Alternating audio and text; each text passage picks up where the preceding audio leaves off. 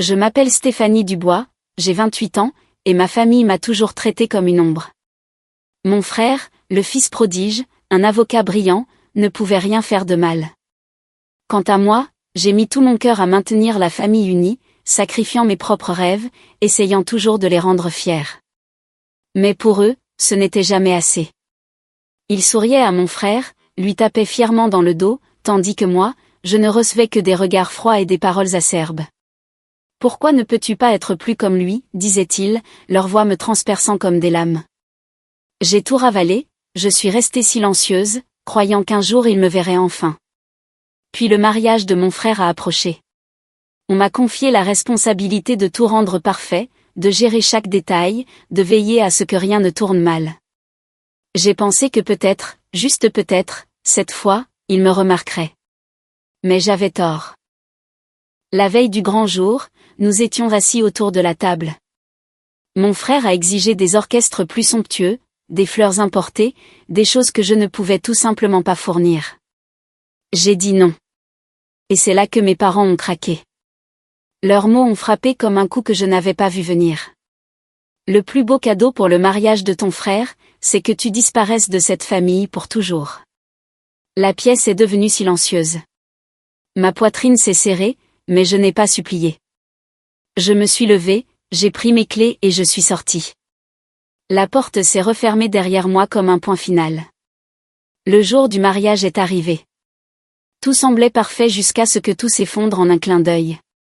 Si c'était vous, seriez-vous resté pour en être témoin ou seriez-vous parti pour toujours? Partagez vos réflexions dans les commentaires ci-dessous. J'aimerais beaucoup connaître votre réponse. Quelques années plus tôt, j'étais une spécialiste en marketing indépendante avec de grands rêves. Je venais de décrocher un contrat avec une grande chaîne de supermarchés, 40 000 € pour réorganiser leur campagne publicitaire régionale à Lyon.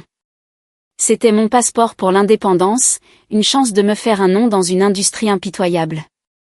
Mais ensuite, l'épicerie familiale de mes parents à Valence, en France, a touché le fond.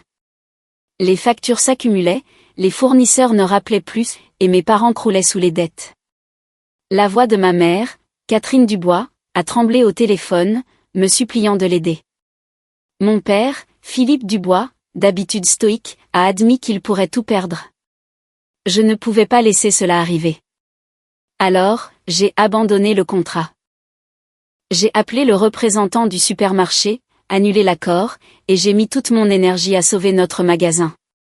J'ai élaboré une campagne de marketing de A à Z, des publicités à la radio locale, des prospectus dans chaque boîte aux lettres, même des publications sur les premières plateformes de réseaux sociaux un peu rudimentaires.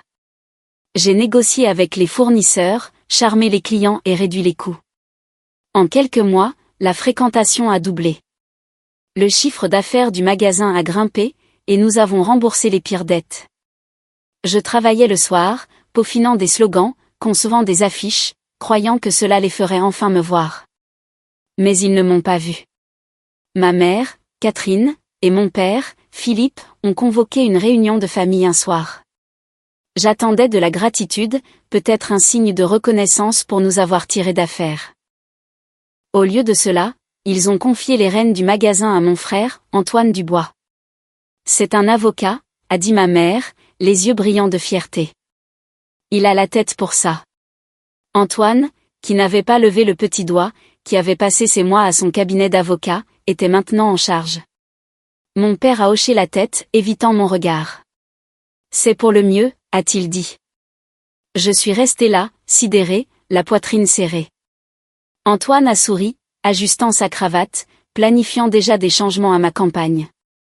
Tu as fait du bon travail, Stéphanie, a-t-il dit, son ton dégoulinant de condescendance. Du bon travail? J'avais sauvé leur héritage. J'avais sacrifié mon avenir. Mais pour eux, je n'étais que la remplaçante, celle qui comblait les lacunes. Ma mère ne cessait de vanter la vision d'Antoine comme si mon travail n'était rien. Mon père n'a même pas levé les yeux de son café. J'avais envie de crier, de leur exiger qu'ils reconnaissent ce que j'avais fait, mais je ne l'ai pas fait. J'ai ravalé la douleur, forcé un sourire et continué. Les longues nuits au magasin, je réorganisais les étagères, mettais à jour les publicités, tout pour rester utile. Je me disais qu'il finirait par me remarquer. Si je travaillais plus dur, si je me montrais plus, il verrait ma valeur. Peut-être qu'à un dîner de famille, ma mère dirait enfin, « Tu nous as sauvés ». Peut-être que mon père me tapoterait l'épaule, pas celle d'Antoine. Nathan Moreau, mon meilleur ami depuis l'université à Grenoble, a tout compris. Nous nous retrouvions dans un café et il secouait la tête en écoutant mes histoires. Ils sont aveugles, Stéphanie, m'a-t-il dit un soir, sirotant son café. Tu te tues à la tâche pour des gens qui ne s'en soucient pas. J'ai balayé ces paroles, mais elles sont restées gravées en moi. Je ne pouvais pas arrêter d'espérer, je ne pouvais pas arrêter d'essayer de gagner leur respect. Alors, je suis restée, me dévouant à leur monde, croyant qu'un jour ils me valoriseraient. Le magasin a prospéré grâce à ma campagne. Les clients remplissaient les allées. Les caisses enregistreuses ronronnaient et les fournisseurs sont revenus. Mais chaque fois que j'entrais, je voyais le nom d'Antoine sur la porte du bureau du gérant. Mes parents l'appelaient pour discuter de stratégie pendant que je réapprovisionnais les étagères. « Bon travail », a dit ma mère une fois, distraite, comme si j'avais nettoyé un sol, pas sauvé leur entreprise. Antoine arrivait en trombe, lançant des idées que j'avais déjà mises en œuvre, et il hochait la tête comme s'il les avait inventées. J'attendais toujours un merci, un vrai. Je pensais toujours peut-être la prochaine fois. Peut-être que si j'en faisais plus, il me verrait comme plus que l'enfant inférieur. Alors, j'ai continué, ignorant la douleur dans ma poitrine, espérant le jour où il dirait enfin que j'étais suffisante. Des mois plus tard, j'étais plongée dans l'organisation du mariage de mon frère. Antoine devait épouser sa fiancée, Émilie Lefebvre, et mes parents m'avaient confié les rênes pour que cela se réalise. Ils ne m'ont pas demandé si j'avais le temps ou l'argent, ils s'attendaient juste à ce que je réussisse. J'étais alors spécialiste en marketing indépendante, je m'en sortais difficilement, mais j'ai puisé dans mes économies 10 000 € pour couvrir les acomptes des fournisseurs, de la salle, de tout. Je voulais que ce soit parfait, non pas pour Antoine, mais pour prouver que je pouvais faire quelque chose qu'il valoriserait. J'ai passé des semaines à appeler les traiteurs, les fleuristes, les photographes, à verrouiller chaque détail. J'ai choisi un menu, poulet rôti, gratin dauphinois, salade d'été pour respecter le budget. J'ai rencontré des fournisseurs à Valence, marchandant pour maintenir les coûts bas, vérifiant 2 fois les contrats pour éviter les erreurs. Mais Antoine avait d'autres idées. Il ne voulait pas seulement un mariage. Il voulait un spectacle. Fais venir un quatuor à cordes de Paris, a-t-il exigé un matin au petit déjeuner, en faisant défiler son téléphone. Et ces orchidées rares d'outre-mer, Émilie les a vues dans un magazine. J'ai expliqué que le budget était serré, que mes économies étaient déjà très limitées. Il a levé les yeux au ciel. Tu coupes toujours les coins, Stéphanie. Débrouille-toi. Ma mère, Catherine, a renchéri, sirotant son café. Il a raison. C'est son jour. Ne gâche pas tout. Mon père, Philippe, a simplement hoché la tête, feuilletant son journal. Leurs mots m'ont blessé, mais j'ai continué, pensant qu'un mariage impeccable me ferait enfin gagner leur respect. Je travaillais tard le soir, envoyant des emails aux fournisseurs, ajustant les plans. J'ai trouvé un groupe local prêt à jouer pour moins cher, j'ai réservé des roses standards au lieu de fleurs importées. Chaque choix était calculé pour équilibrer les exigences d'Antoine et la réalité. Mais il a continué à pousser. Un après-midi, il a appelé, insistant sur un digi-célèbre de Saint-Tropez. Ce n'est que quelques milliers de plus, a-t-il dit comme si ce n'était rien. Je lui ai rappelé que je finançais la moitié du mariage moi-même. Débrouille-toi, a-t-il claqué, raccrochant. Catherine a entendu et secoué la tête. Pourquoi tu ne fais pas ce qu'il veut, a-t-elle dit. Philippe a levé les yeux, marmonnant, ne lui gâche pas ça. Je me suis sentie rejetée, comme si mes efforts étaient invisibles.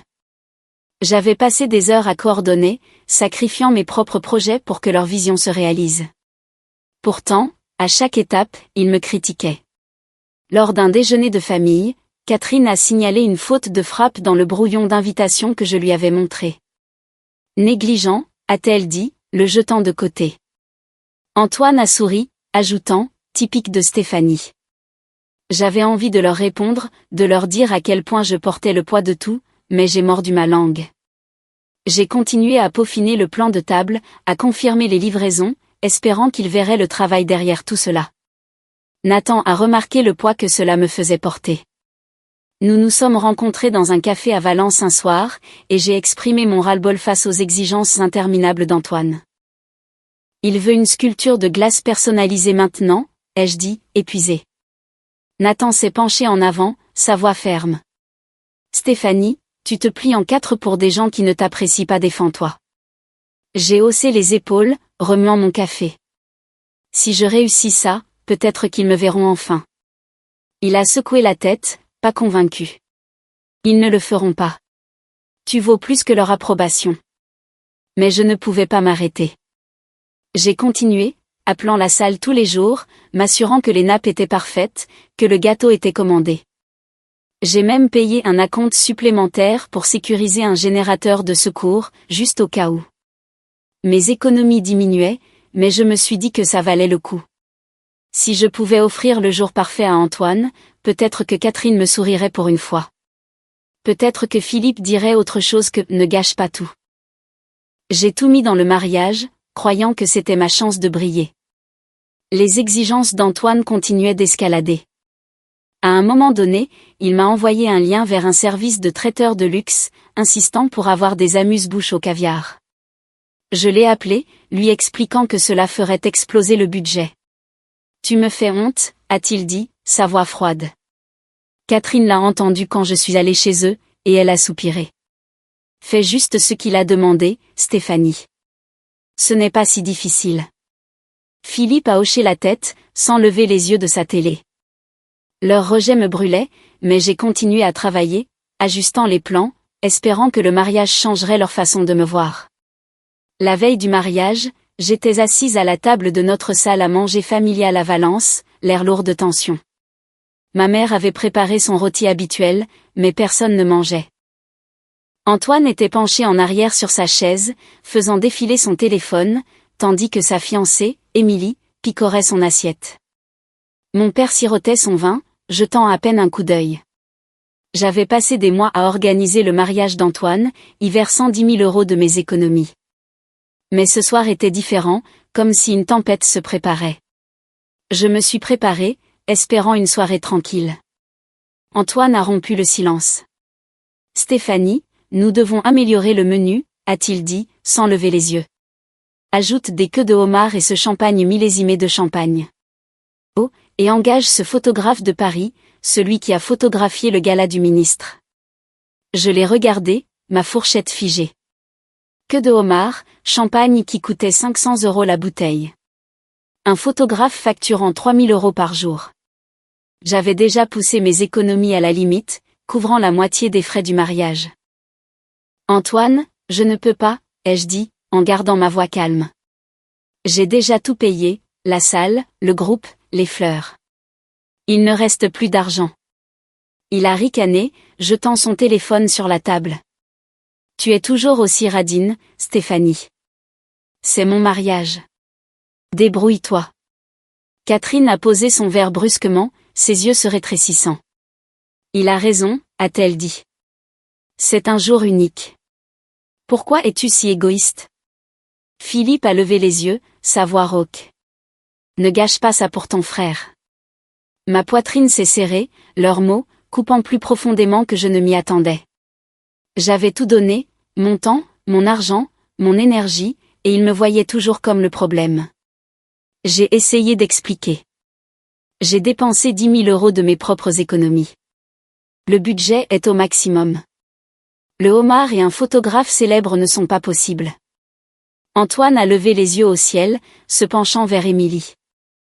Tu vois, je t'avais dit qu'elle nous priverait. Émilie est restée silencieuse, évitant mon regard. Catherine a croisé les bras, sa voix tranchante. Tu as toujours été comme ça, Stéphanie. Jamais à la hauteur quand ça compte. Philippe a hoché la tête, ajoutant, Antoine mérite mieux que tes efforts à moitié. À moitié? J'avais travaillé le soir, négocié avec les fournisseurs, rendu leur mariage de rêve possible. Mais pour eux, ce n'était rien. J'ai répliqué, ma voix montant. J'ai payé la moitié de ce mariage. J'ai fait tout ce que vous avez demandé. Je ne peux pas continuer à y verser de l'argent que je n'ai pas. Antoine a souri, secouant la tête. Alors peut-être que tu ne devrais pas être impliqué du tout, a-t-il dit. Catherine s'est penchée en avant, ses yeux froids. Tu sais quoi, Stéphanie? Le plus beau cadeau pour le mariage de ton frère, c'est que tu disparaisses de cette famille pour toujours. La pièce est devenue silencieuse. Philippe n'a pas bronché, fixant simplement son assiette. Émilie s'est agitée inconfortablement, ne disant rien. Mon cœur battait la chamade, leurs mots résonnant comme une gifle. Disparaître. Après tout ce que j'avais fait, j'avais envie de crier, de lister tous les sacrifices que j'avais faits. Mais leur visage, le regard furieux de Catherine, l'indifférence de Philippe, le sourire suffisant d'Antoine me disaient que cela ne changerait rien. Il l'avait encore choisi, lui. Je me suis levée, ma chaise raclant le sol. Très bien, ai-je dit, ma voix basse mais ferme. Si c'est ce que vous voulez. J'ai attrapé mon sac à main, mes clés tintant dans ma main. Catherine m'a appelée. Ne fais pas de scène, Stéphanie. Mais j'avais fini d'écouter. Je suis sortie, la porte claquant derrière moi. Le son était sec et définitif. Dehors, l'air froid et étrange a frappé mon visage. Mais j'ai senti un feu à l'intérieur.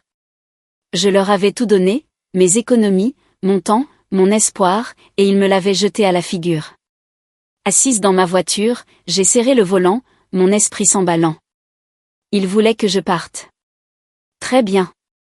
Mais je n'allais pas disparaître en silence. J'avais passé des mois à construire leur journée parfaite pour qu'on me dise que j'étais le problème. Plus jamais. Je ne savais pas ce que j'allais faire ensuite. Mais une chose était claire. J'en avais marre d'être leur paillasson. J'ai démarré le moteur. Ma détermination se durcissait. Demain, ils verraient ce qui se passait quand j'arrêtais de porter leur fardeau.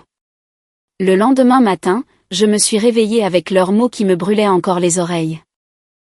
J'étais assise sur mon lit, fixant mon téléphone, l'application de mon compte d'épargne ouverte. 10 000 €, toute ma petite fortune, était bloquée en acompte pour le mariage d'Antoine. Traiteur, fleuriste, le groupe, tout payé de ma poche pour rendre leur journée parfaite. Mais après le dîner de la veille, leur exigence que je disparaisse pour toujours a tout changé. Je n'allais plus les laisser me marcher dessus. J'ai commencé à appeler les fournisseurs. D'abord, le traiteur. Annuler la commande, ai-je dit, ma voix ferme. Je retire la compte. La femme au bout du fil a hésité, posant des questions sur les pénalités, mais je m'en fichais. Ensuite, la fleuriste. Pas de rose, pas de centre de table, lui ai-je dit. Rembourser mon paiement. Le groupe était le dernier. Ils avaient déjà encaissé mon chèque, mais j'ai exigé un remboursement. À midi, j'avais récupéré la majeure partie de mes 10 000 €, laissant le mariage complètement vide. Pas de fleurs, pas de musique, pas de nourriture. Je n'ai ressenti aucune culpabilité, seulement de la détermination. Ils voulaient que je parte. Je leur donnerais un mariage qu'ils n'oublieraient jamais. Dans l'après-midi, le chaos a éclaté sur le lieu de réception. Les invités sont arrivés devant des tables vides. Pas de groupe de musique, pas de bouquet en vue. Émilie, la fiancée d'Antoine, se tenait dans sa robe, stupéfaite, tandis que des proches chuchotaient, confus. Antoine, le visage écarlate, a hurlé sur le personnel du lieu de réception, qui n'avait aucune réponse. Catherine m'a appelé, sa voix stridente sur ma messagerie vocale. Stéphanie, qu'as-tu fait? Tu as tout gâché. Philippe a également laissé un message, son ton froid. Tu es une honte pour cette famille. Je n'ai pas rappelé. Leurs accusations ne m'ont pas ébranlé. J'en avais assez entendu. Ce soir-là, Antoine s'est rendu sur un forum en ligne, un forum de discussion locale de Valence, qui grouillait de potins. Ma sœur a saboté mon mariage. Il a posté, ces mots dégoulinants de venin. Elle est jalouse, méchante et a gâché le plus beau jour de ma vie. Il m'a dépeinte comme la méchante, affirmant que j'avais délibérément fait échouer son grand moment. Les commentaires s'accumulaient, certains venant de voisins que je connaissais depuis des années, me traitant d'égoïste, de déséquilibré. Catherine a renchéri, répondant au message d'Antoine, elle a toujours été une source de problèmes. Philippe n'a rien posté, mais je savais qu'il était d'accord. Leurs mensonges se sont répandus comme une traînée de poudre, déformant la vérité pour sauver les apparences. J'étais assise dans mon appartement, lisant les messages, l'estomac noué. Une partie de moi voulait riposter, révéler comment j'avais financé la moitié de leur mariage de rêve. Comment ils avaient exigé plus que ce que je pouvais donner. Mais à quoi bon? Ils n'admettraient jamais qu'ils avaient tort. Au lieu de cela, j'ai ouvert mon ordinateur portable et j'ai commencé à chercher des appartements à Toulouse. J'y avais déjà visité une fois, j'avais adoré les montagnes paisibles, le nouveau départ que cela promettait. Valence ne me retenait plus. Juste une famille qui me considérait comme jetable. J'ai appelé un agent immobilier pour me renseigner sur les locations. Quelque chose de petit, ai-je dit. Je recommence à zéro. Nathan est passé ce soir-là, le visage sombre. Ils te démolissent en ligne, a-t-il dit, me montrant le message d'Antoine sur son téléphone. Ça va? J'ai hoché la tête, bien que mes mains tremblent. J'en ai fini avec eux, lui ai-je dit. Il n'a pas insisté. Il s'est juste assis avec moi pendant que je faisais quelques cartons, fermais des livres, mon ordinateur portable. Tu es plus forte qu'il ne le pense, a-t-il dit avant de partir.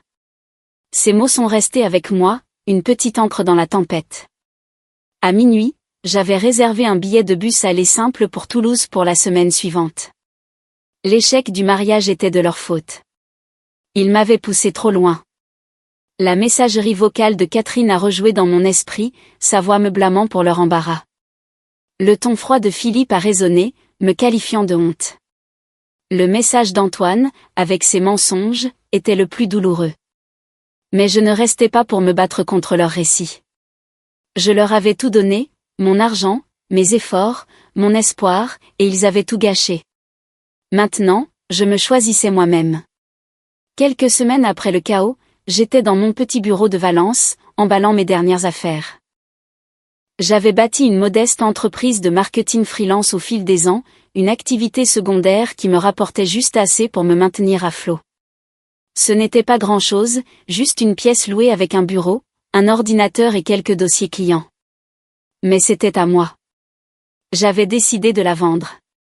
Une agence locale m'a offert 25 000 € pour ma liste de clients et mes contrats. J'ai signé les papiers sans hésitation, le stylo ferme dans ma main. Cet argent, plus les 10 000 € que j'avais récupérés du mariage, était mon ticket de sortie. J'ai aussi pris une décision plus difficile.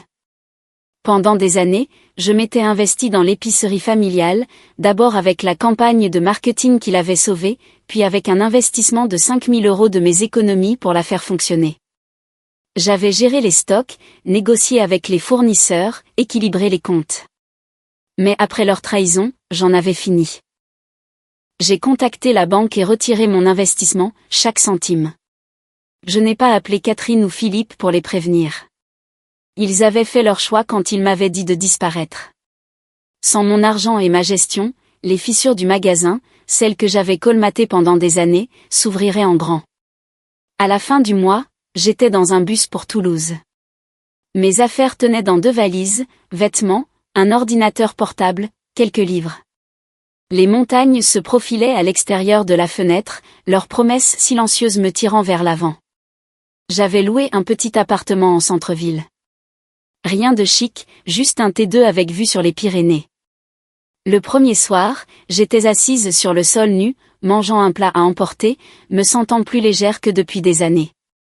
Valence était derrière moi. Catherine, Philippe, Antoine, et leur venin aussi. L'épicerie familiale n'a pas duré longtemps après mon départ.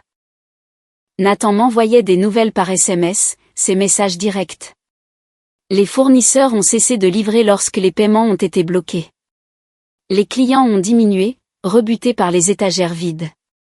Antoine, à qui on avait confié les rênes, a gâché chaque décision.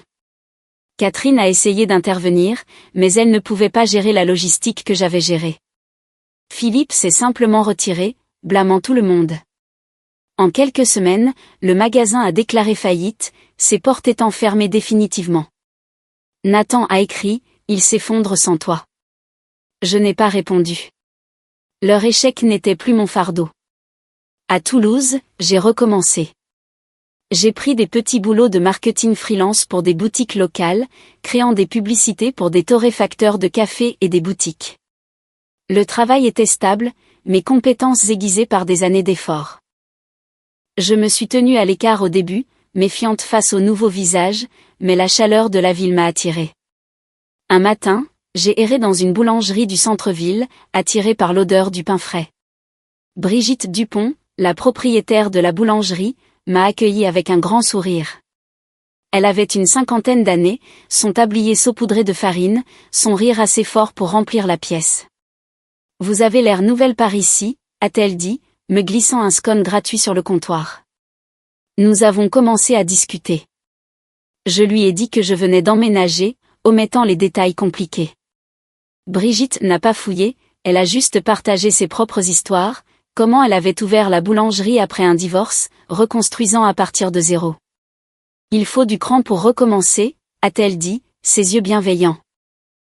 Elle m'a invité à une réunion d'entrepreneurs locaux, me présentant des commerçants qui avaient besoin d'aide en marketing. J'ai décroché 2 clients cette semaine-là grâce à elle. Brigitte est devenue une partie régulière de mes journées, café dans sa boulangerie, discussion sur la vie, sa présence stable me rassurant. Je n'ai pas eu de nouvelles de Catherine ou de Philippe. Antoine m'a envoyé un email en colère m'accusant d'avoir saboté l'entreprise familiale. « Tu es égoïste », a-t-il écrit, comme si je ne l'avais pas maintenu en vie pendant des années. Je l'ai supprimé sans répondre. Émilie est restée silencieuse, probablement prise dans l'orbite d'Antoine. J'ai repensé aux mots de Nathan de Valence, « Tu es plus forte qu'il ne le pense ». Il avait raison. À Toulouse, je n'étais pas l'ombre que j'avais été à Valence. Je construisais quelque chose de nouveau. Des clients, des relations, une vie qui me ressemblait. Un soir, Brigitte m'a invité à sa boulangerie après la fermeture. Nous étions assises avec des tasses de thé, l'odeur déroulée à la cannelle persistante. « Tu sembles différente », a-t-elle dit. M'installant, j'ai hoché la tête, réalisant que je n'avais pas pensé à Valence depuis des jours. Pour la première fois, je me suis sentie libérée, comme si je pouvais respirer sans porter leurs attentes. Toulouse était mon nouveau départ, et avec l'aide de Brigitte, je trouvais ma place. Je ne regardais pas en arrière. Des mois plus tard, Toulouse était devenu mon sanctuaire. Mais les retombées de Valence se faisaient encore sentir. L'épicerie familiale, autrefois le cœur du monde de mes parents, avait disparu. Ses vitrines fermées, un symbole de leur déclin. Catherine et Philippe faisaient face à une nouvelle réalité difficile. Leurs économies diminuaient, les forçant à vendre leur maison et à emménager dans un appartement exigu en périphérie de Valence. Les voisins qui les saluaient autrefois chaleureusement évitaient désormais leurs regards. Leur réputation était ternie par l'effondrement du magasin. Antoine n'a pas eu plus de succès. Son charme, autrefois suffisant pour lui attirer des faveurs, ne pouvait masquer sa mauvaise gestion. Il avait trouvé un emploi dans un magasin de bricolage, mais les clients chuchotaient sur son rôle dans la chute de la famille. Son arrogance n'avait plus de poids. Émilie, sa fiancée, s'était éloignée, leur fiançailles se dissolvant discrètement au milieu de la tension. La vie qu'ils avaient bâtie sur une gloire empruntée s'était effondrée. Je ne m'attardais pas sur leurs difficultés. Toulouse était ma priorité, un endroit où je pouvais me reconstruire sans leurs ombres. Mon entreprise de marketing freelance prenait racine. J'avais décroché des contrats avec 5 entreprises locales, une brasserie, une librairie, une galerie d'art, un café et un magasin d'équipements de randonnée. Mes journées étaient remplies de conception de logos, de rédaction de textes publicitaires et de propositions de campagne autour d'un café dans les cafés animés du centre-ville. Mon revenu oscillait autour de 3 000 € par mois, assez pour mon modeste appartement, mes courses et des plaisirs occasionnels, comme un billet de concert ou une nouvelle paire de chaussures de randonnée. Chaque projet était comme une brique dans les fondations d'une vie que je construisais pour moi-même. Nathan restait une présence stable, même à des kilomètres de distance. Il appelait toutes les quelques semaines, sa voix chaleureuse sur la ligne qui crépitait. « Valence n'est plus la même sans toi », a-t-il dit une fois, puis il a ri. « Mais tu cartonnes là-bas. » Il m'envoyait des photos de son dernier projet de menuiserie, de petits témoignages qui maintenaient notre amitié en vie. Ces encouragements me rappelaient la force que j'avais oublié posséder. Brigitte, la propriétaire de la boulangerie, était mon ancre à Toulouse. Son magasin, avec ses tables en bois confortables et son parfum de pâtisserie fraîche, était l'endroit où je brainstormais des idées ou me détendais après de longues journées. Elle me glissait un muffin gratuit en disant « du carburant pour le travail ». Sa confiance en moi, simple et inébranlable, m'aidait à me voir comme plus que la fille qui n'avait jamais été assez. Puis est arrivée la lettre de Catherine. Elle est arrivée un matin frais, son écriture tremblante sur l'enveloppe. Elle affirmait avoir été diagnostiquée d'une maladie grave, me suppliant de revenir à Valence pour l'aider, elle et Philippe, à se reconstruire. Les mots étaient lourds de culpabilité, me dépeignant comme la clé de leur salut. Je l'ai lu 2 fois, l'estomac noué. Brigitte, essuyant son comptoir, a vu mon visage et m'a demandé ce qui n'allait pas. Je lui ai tendu la lettre. Elle l'a parcourue, ses sourcils se froncèrent. Ça sent la manipulation, a-t-elle dit, la jetant de côté. Les gens ne changent pas du jour au lendemain. Sa franchise a dissipé mes doutes. J'avais déjà vu les tactiques de Catherine, utilisant la pitié pour manipuler. Nathan, quand je l'ai appelé, était d'accord. Elle essaie de te ramener, a-t-il dit. Ne te laisse pas avoir. Je ne l'ai pas fait. J'ai écrit une seule réponse, courte et définitive, je vous souhaite le meilleur, mais je ne reviendrai pas. Je l'ai posté et j'ai bloqué leur numéro. Les couper n'a pas été facile. Une partie de moi souffrait encore pour la famille qu'ils auraient pu être, mais je savais que rester lié à leur chaos ne ferait qu'éroder la paix que j'avais trouvée. Brigitte a hoché la tête quand je lui ai raconté, les yeux fiers. Tu te choisis toi-même, a-t-elle dit en me versant du café. C'est la chose la plus difficile et la plus courageuse. Nathan a fait écho à ces paroles lors de son prochain appel, disant « Tu es libre maintenant. Ne regarde pas en arrière. » Leur soutien, stable et réel, m'a donné le courage de lâcher prise. À Toulouse, je construisais plus qu'une carrière. J'ai rejoint un groupe de randonnée locale, parcourant des sentiers comme ceux du massif des Pyrénées, où les montagnes s'étendaient à l'infini et sauvage. J'ai recommencé à peindre, un hobby que j'avais abandonné à Valence, remplissant des carnets de croquis de paysages à l'aquarelle. Mon appartement est devenu un foyer, des plantes sur le rebord de la fenêtre, un tapis d'un marché local, une étagère de livres que j'avais enfin le temps de lire. J'ai décroché un gros contrat avec un office de tourisme régional, une campagne de 6 mois qui a doublé mes revenus. Le travail était stimulant, mais chaque nuit passée à peaufiner des slogans était une preuve de ma valeur. Un soir, à la boulangerie de Brigitte, j'étais assise avec elle et quelques de ses habitués, continuant à rire en évoquant les festivals décalés de Toulouse. Un client s'est arrêté pour me remercier d'une campagne qui avait augmenté la fréquentation de sa boutique. J'ai souri, ressentant une chaleur que je n'avais pas connue à Valence. La leçon commençait à s'ancrer, ma valeur n'était pas liée à ce que je faisais pour Catherine, Philippe ou Antoine. Elle était dans la vie que je créais, les clients qui me faisaient confiance, les amis qui me soutenaient, les moments tranquilles où je me sentais complète. Toulouse n'était pas seulement un nouveau départ.